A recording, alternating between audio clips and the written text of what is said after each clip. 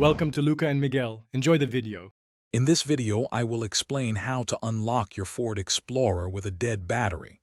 First, locate the hidden physical key inside your key fob. Gently pull it out. Next, insert this key into the driver's side door lock. Turn the key clockwise to manually unlock the door.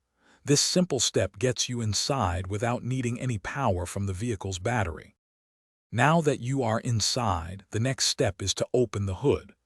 Look for the hood release lever, which is typically found on the lower left side of the driver's dashboard. Pull this lever firmly to unlatch the hood.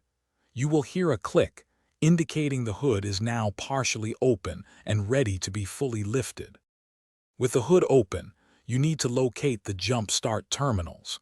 Find the positive terminal, usually covered with a red cap. Then, identify a suitable unpainted metal ground point on the engine block or chassis for the negative connection.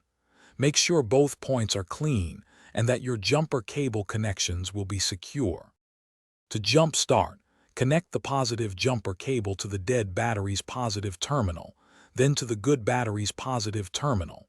Next, connect the negative cable to the good battery's negative terminal, and finally to the ground point on your Explorer. Start the good vehicle, wait a few minutes, then try starting your Explorer.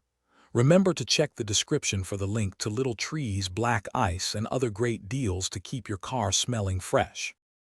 Thanks for watching and please subscribe. It's the best investment you'll ever make.